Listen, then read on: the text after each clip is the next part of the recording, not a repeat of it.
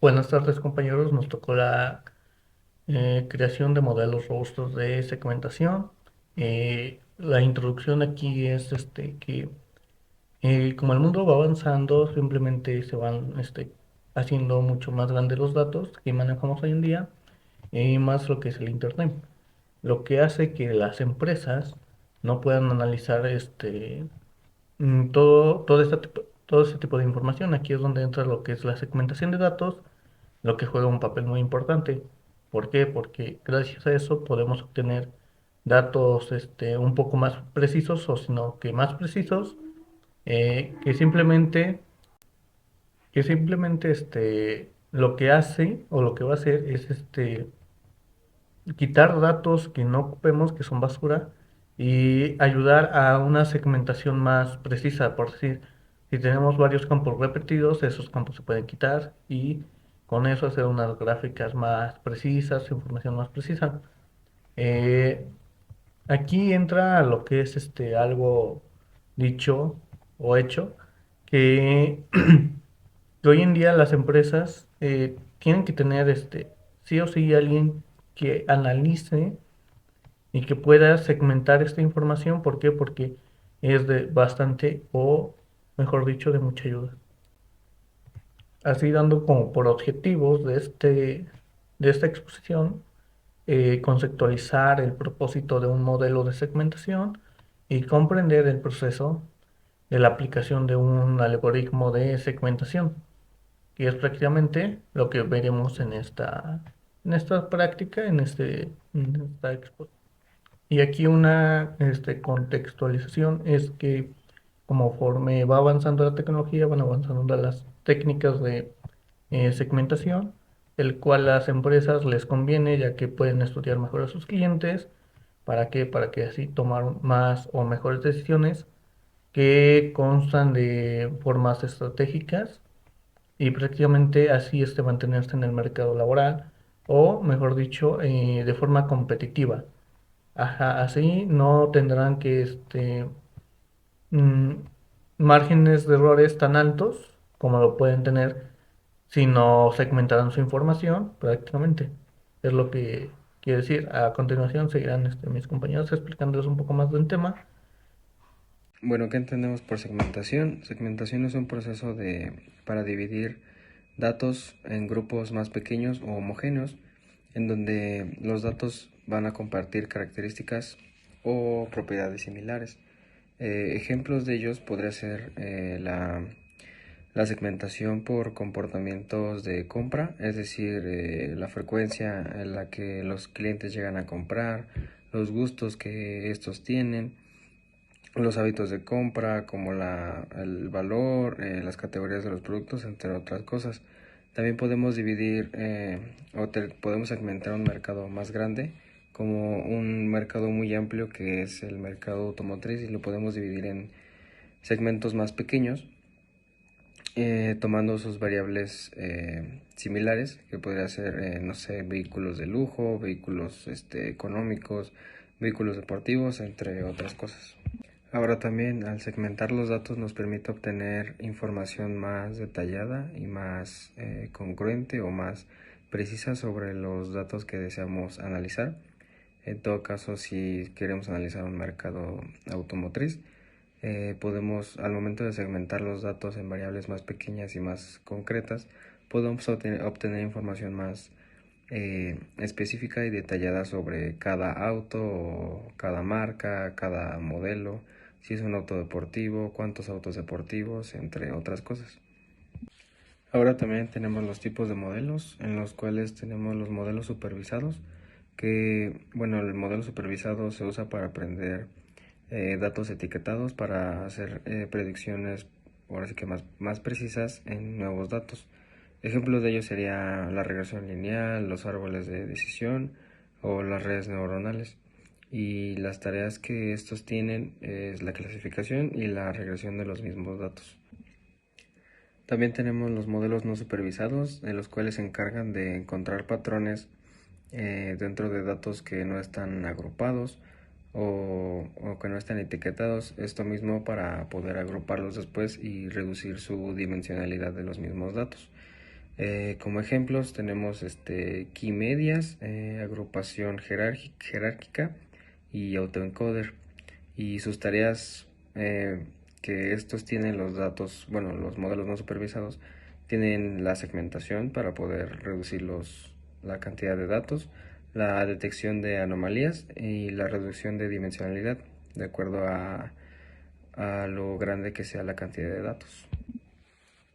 Bueno, tenemos también los modelos de segmentación, o también mejor conocidos como modelos de agrupación en clústeres, que son útiles en aquellos casos en donde se desconoce el resultado específico. Por ejemplo, a la hora de detectar nuevos patrones de un fraude o de identificar grupos de intereses en base al de clientes. Los modelos pues, de agrupación en clústeres se centran en la identificación de grupos de registros similares y en el etiquetado de registros según al grupo en el que pertenezcan. Para ello tenemos como ejemplo el Key-Means, que es modelo de agrupación en clústeres, en donde se define un grupo de K números que se determina de acuerdo a los grupos en los que se quiera dividir los datos, básicamente. También tenemos el clúster jerárquico, o tenemos la segmentación basada en redes neuronales, la cual también se utiliza por la segmentación de datos.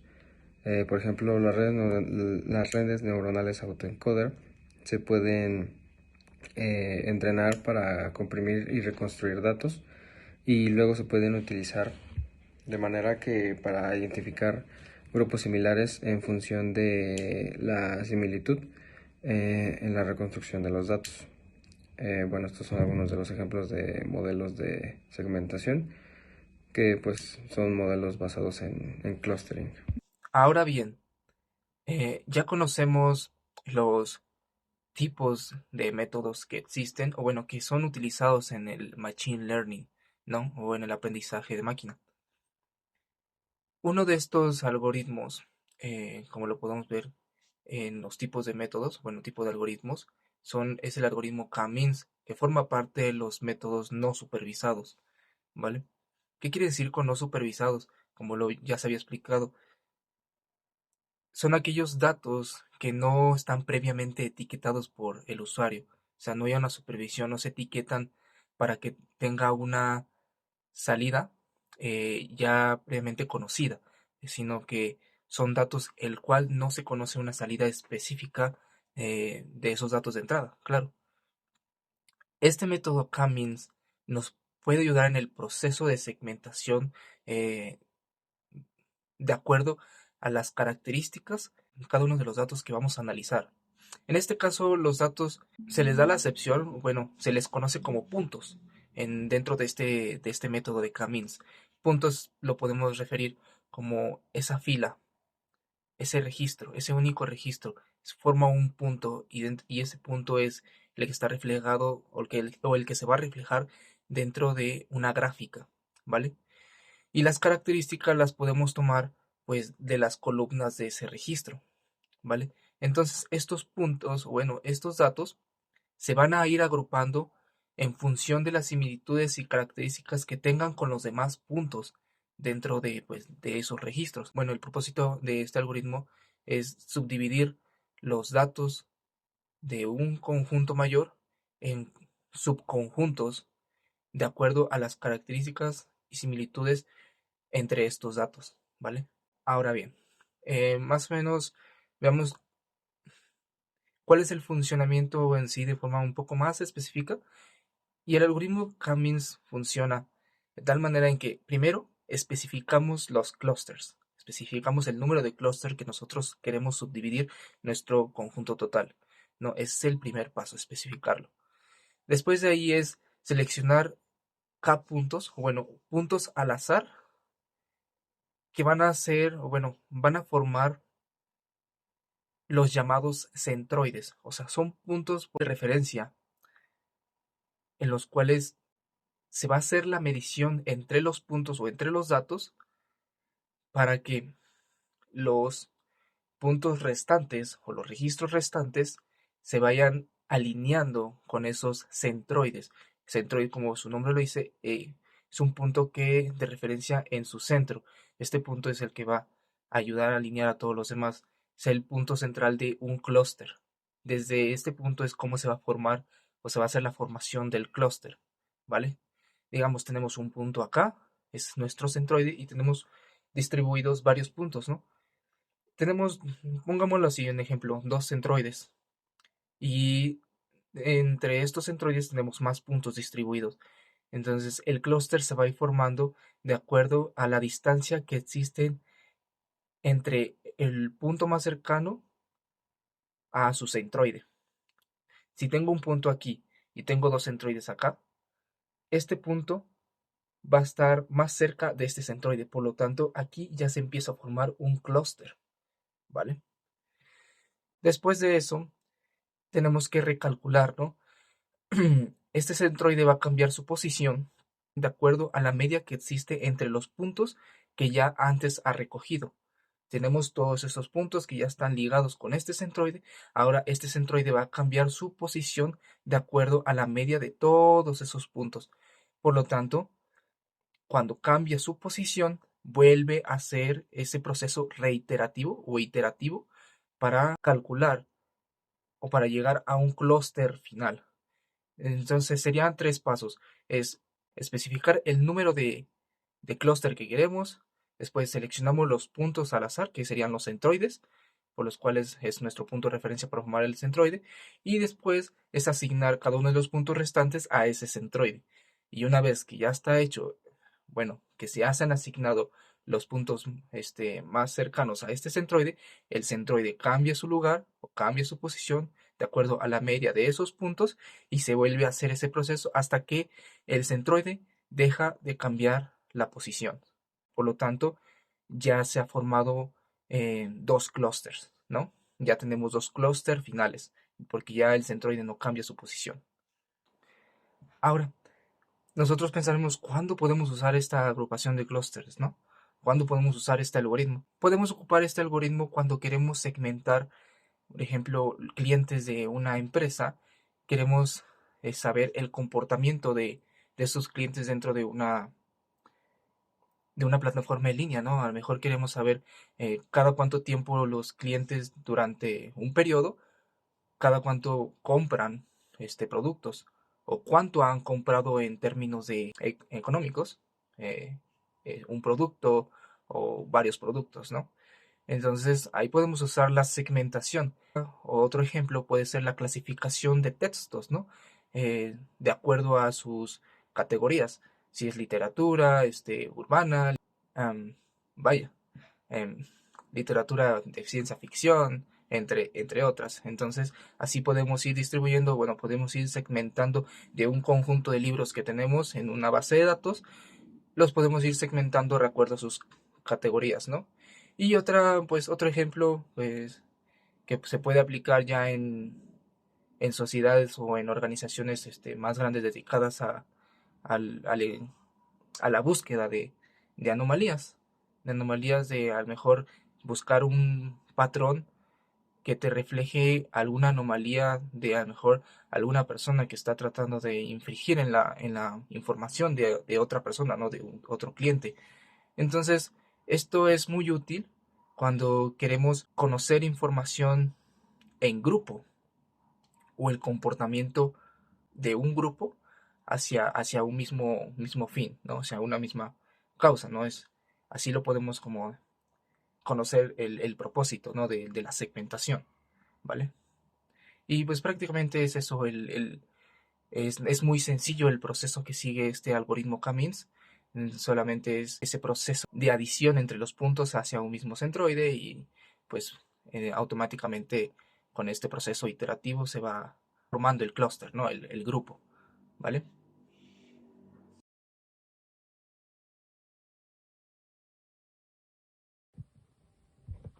Hola, ¿qué tal? En esta ocasión vamos a ver una práctica relacionada con RStudio. Recordemos que vamos a trabajar con la parte de segmentación. ¿Qué es la segmentación? Técnicamente solamente nos vamos a encargar de trabajar con pues sí, con grupos, asignándolos, es decir, vamos a dividir los grupos de conjuntos de datos. Pueden ser pequeños, pueden ser grandes, pueden ser de forma modelada. Ahora, la segmentación de datos es útil, sí, sí es útil. Por ejemplo, si tenemos un conjunto de datos muy grande, podemos dividirlo en segmentos más pequeños. ¿Esto a qué nos ayuda? A facilitar el procesamiento, o en este caso, dentro de lo que es el análisis de datos, a través de esos datos podemos extraer otro tanto para sacar y hacer un análisis de eso. Ahora, existen varias formas de segmentar datos. Una opción muy común es la parte de la función sample o subset. Ahora, la segmentación de datos se relaciona mucho con la parte del clustering. ¿Qué es el clustering? Pues técnicamente es todos esos grupos de datos que vamos a ir relacionando, y en esos apartados podemos ir trabajando igual para hacer análisis, para hacer diferentes tipos de gráficos que nos van a ayudar a descubrir qué patrones, en este caso, por ejemplo, se me ocurre de momento relacionarlo a una tienda. Podemos analizar qué patrones de venta han tenido cada uno de esos y con cuáles podemos trabajar y hacer pues una función más útil de todo eso. Ahora, relacionado a la práctica, ¿qué es lo que vamos a hacer? Vamos a crear un data frame con los datos del ejemplo. Pero ahora, algo interesante para la parte del data frame y de la parte de la segmentación es que lo ideal sería trabajar con los datos ya provenientes de un libro de Excel. ¿Por qué? Si nosotros lo trabajamos con un archivo .csv, los archivos que contiene, bueno, los datos que contiene el archivo vienen segmentados simplemente por comas. Un archivo CSV son archivos que vienen segmentados por comas, no llevan una estructura. Algunos de ellos vienen, por decirlo así, medio estructurados, con los datos en un solo renglón, en una sola columna, pero eso no nos va a ayudar. ¿Qué es lo que nos ayudaría mucho? Sería la parte de trabajar con libros de Excel.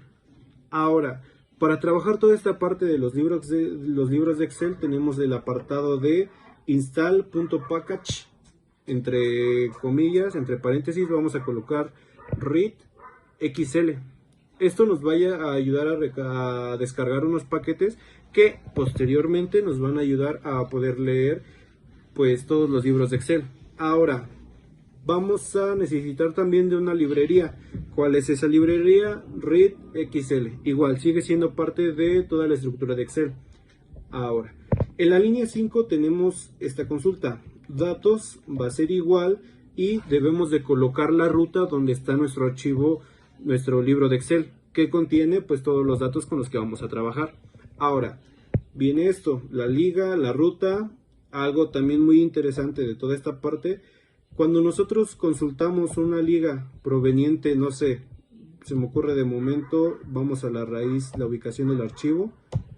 Si se dan cuenta, las diagonales vienen normales, es decir, disco local C, en usuarios, en el usuario Cázares, en la carpeta documentos, en la carpeta Scripts Anaconda, en la carpeta Data Science. Pero si nosotros vamos a hacer uso de ese archivo dentro de lo que es RStudio, vamos a tener que colocar esas diagonales invertidas. Es parte de la estructura de RStudio, no es tanto un requisito. Ahora, una vez que consultamos dónde se encuentra nuestro archivo, posteriormente lo que vamos a realizar va a ser un data frame donde vamos a leer ya esos archivos. Ahora, una vez que leemos estos archivos, y voy a correr la consulta desde acá, datos con la ruta, la vamos a correr. Aquí se puede mostrar que ya la leyó. Ya tenemos el archivo trabajando desde este apartado de acá, y ahora vamos a crear un data frame de acuerdo a los datos que nos maneja dentro de este libro. Ahora, este apartado de acá me está arrojando un error. ¿Por qué? Tenemos que correr todos estos apartados. Recordemos que cuando trabajemos con RStudio y lo que es Anaconda, necesitamos correr pues línea por línea lo que hayamos hecho hasta el momento, lo que hayamos trabajado. En este momento, listo, ya no marca error, ya podemos trabajar con el archivo. Si nosotros consultamos nuestro data frame, que en este caso es el population total, vamos a ver que ya tenemos toda la estructura, y si prestan atención tenemos la estructura de cómo se maneja en un libro de Excel. Ahora, Ya lo leímos. Este apartado de acá son consultas posteriores, no se preocupen, es lo que les comentaba. Si nosotros lo hacemos con el apartado de CSV, no nos va a manejar una estructura como tal. Y para trabajar segmentación sí necesitamos tener una estructura de por medio. Ahora, para este apartado, para seguir con las consultas, debemos de eliminar los valores nulos. ¿Cuáles son los valores nulos? Aquellos que en algún campo ya no tienen algún elemento. Es decir, se puede contener el apartado de country o year, pero no el de population. Si nosotros dejamos esos campos nulos o vacíos, las consultas posteriores que hagamos no nos van a servir de mucho. Ahora, ya hicimos la eliminación, volvemos a consultar. Si nosotros prestamos atención, son 4175 líneas, o bueno, todo el contenido de nuestro data frame. Vamos a consultarlo, nos sigue mostrando, ahora nos muestra 4168, borro algunos. Pero ahora, para este apartado también necesitamos trabajar con la eliminación de los valores duplicados. Vamos a correr esta línea donde vamos a crear un nuevo data frame para que en ese data frame que ya tenemos, que es population, va a eliminar todos los valores duplicados. Corremos esa línea, consultamos otra vez. Hasta el momento tenemos 4168 registros. Lo corremos y ahora nos muestra que tenemos 4178. Ok. Ahora, una vez que ya realizamos la eliminación de los valores duplicados, vamos a consultar nuestra estructura para saber cuáles son los elementos que nosotros vamos a utilizar para las demás consultas. Aquí podemos notar que es country, year y population. Ahora sí, vamos a crear 3 clusters o grupos usando algoritmos K-means. Este apartado del K-means se enfoca un poquito a lo que es la segmentación y en su mayor parte a los segmentos de datos. Ahora, tenemos que vamos a crear 3 clusters y luego asignamos a un grupo a cada cliente. En este apartado, pues por ejemplo, que consultamos es a clientes, pero nosotros lo haremos de acuerdo a Population 1. ¿Por qué a Population 1? Porque es el nuevo data frame que contiene todos los datos ya limpios, sin valores nulos, sin valores duplicados. De esa manera vamos a poder trabajar más concisamente y concretamente con todos estos. Ahora, lo que nos dice esta línea de código es que vamos a tomar, de acuerdo al modelo K-means, toda la estructura de population y lo vamos a asignar a un nuevo grupo. Corremos esta línea. La línea corrió sin algún error. Ahora vamos a tener que population 1 va a estar asignado a un grupo y toda esta parte nos va a generar un clúster. Corremos esta otra línea. Vamos a tener que hacer un espacio para la parte derecha de nuestra interfaz, porque donde dice plots es donde nos van a estar saliendo todas las gráficas que hagamos de acuerdo a nuestra segmentación. Ahora sí, viene la gráfica. Vamos a graficar los puntos de dispersión y luego vamos a asignar las etiquetas. Es decir, primero nos vamos a meter con la gráfica para saber cuáles son los países que tienen una mayor popularidad, y de ahí vamos a ir graficando puntos por puntos para asignar cuáles son esos países. Ahora, vamos a esta línea, se tienen que correr las dos, tanto la 27 como la 28, porque una depende de la otra.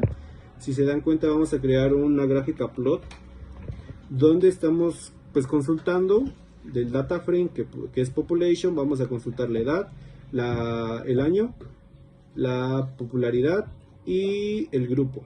El grupo lo asignamos acá arriba, que es al que pertenece. Listo, seleccionamos, consultamos y de este lado ya apareció lo que es la gráfica. Si se dan cuenta, ¿qué es lo que contiene la gráfica? La popularidad y los años, es decir, los años con la que la popularidad de ese país pues ha ido en aumento. Ahora, si se pueden percatar de nuestra gráfica, no nos marca cuáles son estos países. Lo que vamos a hacer en la siguiente es que a través de un texto vamos a consultar toda esa popularidad que tiene en este apartado. Consultamos y listo. Esa es la popularidad con la que han ido creciendo pues sí, toda la popularidad de los países. De esa forma estamos culminando con la práctica de RStudio. Gracias.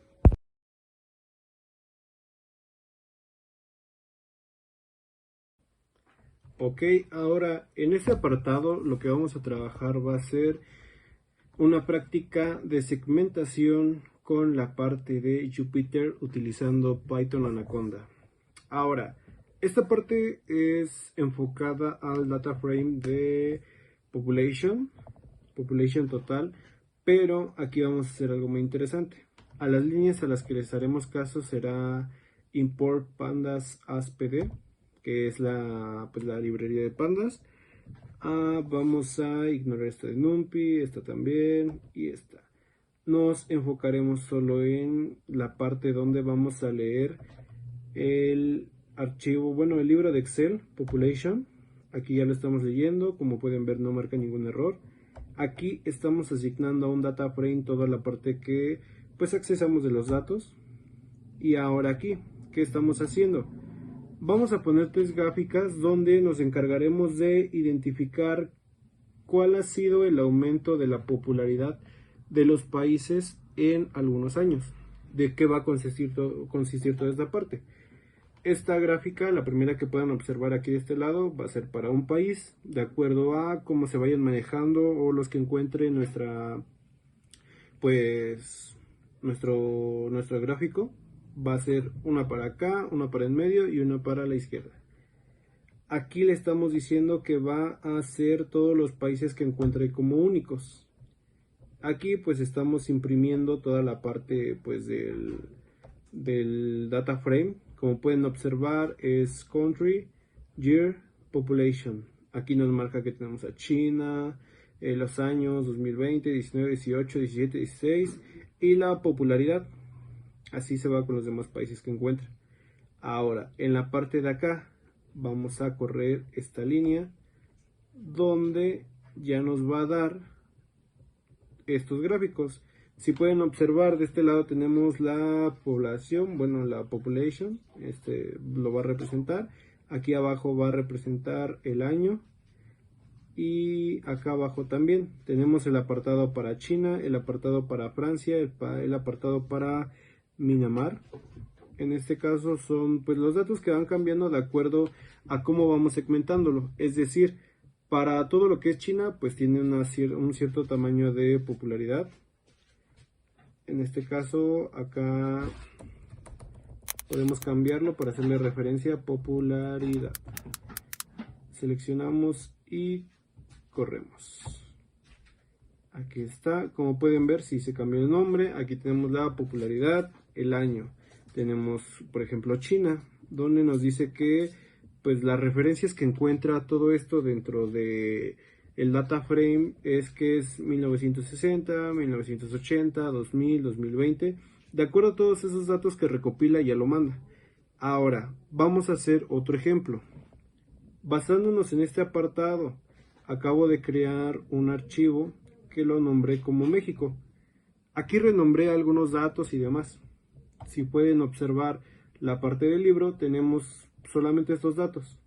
Es la misma estructura del data frame, pero solo lo estoy dejando para hacer una comparativa de las consultas que nos puede arrojar.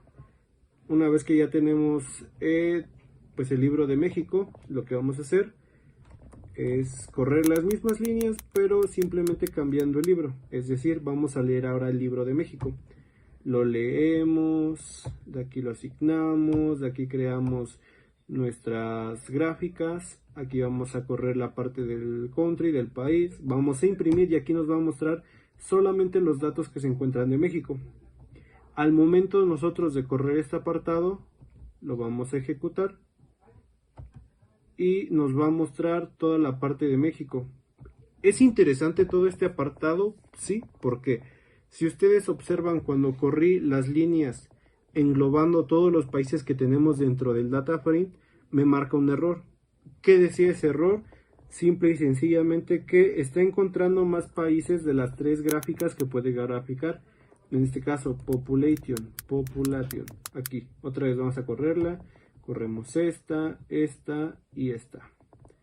De aquí al momento de correrlo con la consulta de acá, van a ver que nos va a mostrar el error. ¿Por qué? Está encontrando más de 3 países que son los que aparecen. ¿A qué me refiero? Aquí está mi libro de Population. Nosotros lo abrimos y vamos a ver que estas son pruebas que estuve haciendo por lo mismo de el error que yo pensaba que tenía. Es un error, sí, pero a medida de los datos que nosotros queramos analizar. En este caso, por ejemplo, se supone que solamente serán 3 gráficas, pero tenemos a China, tenemos a Francia, van 2, tenemos a Myanmar, que son los 3 países que encuentran por defecto, y ya empieza Sudáfrica, Tanzania, Italia, Francia, Sudáfrica, Surcorea. Es todo esto. Todo esto es la segmentación en la parte del análisis de datos. Si nosotros queremos agarrar toda esta parte, solamente tendríamos que englobar la parte de los países que nosotros queremos. Por ejemplo, aquí está Population, aquí está México. Si ustedes se dan cuenta, al encontrar solamente un país, un country, no nos está marcando ningún error. Ahora, vamos a correr otro ejemplo con este apartado de Population Total. Ahora, ojo, si ustedes se dan cuenta, solo estoy corriendo libros que vienen de parte de Excel, no los libros como de puntos CSV, porque como lo comenté en el ejemplo anterior, estos nos marcan error. Miren, aquí se encuentra Population Total. Y aquí tenemos segmentado solo los apartados que nos corresponden a... Permítanme un momento, que sí son una gran cantidad de registros. Acá. China, China, Francia. ¿Qué es lo que vamos a hacer? Vamos a englobar, ahora ya no vamos a querer a China, vamos a borrarlo. Como este aparece de primera instancia, pues lo único que hace pues es tomarlos como para la primera, como para el primer dato de referencia. Vamos a guardar Population Total, cerramos esto que ya no lo vamos a ocupar. Y aquí mismo procedimiento, vamos a leer Population, pero ahora la diferencia que lleva un total. Seleccionamos, corremos, seleccionamos, corremos, seleccionamos y corremos. Ahora al momento de seleccionar toda esta parte, vamos a encontrar que ahora pues estos son los valores nulos que no encuentra por defecto, que es los espacios que yo estoy dejando para el apartado de China. Y vamos a tener que, en teoría, nuestra segunda referencia debería ser Kenia o Francia, que son los países que van en consecuencia con todo eso. Vamos a seleccionar, corremos, aquí está, valores nulos, los de Francia y los de Myanmar. Todo esto es muy interesante y es muy importante saber en qué momento toda la segmentación que nosotros queremos utilizar entra. Nosotros al estar realizando la práctica de segmentación nos percatamos que es muy importante contemplar que al momento de querer segmentar algo no debemos de tener datos nulos, no debemos de tener valores repetidos. Al menos si nosotros nos queremos meter en una parte de las gráficas, sí. ¿Por qué? Porque vamos a encontrar patrones, vamos a analizar, vamos a meternos en todo ese tema.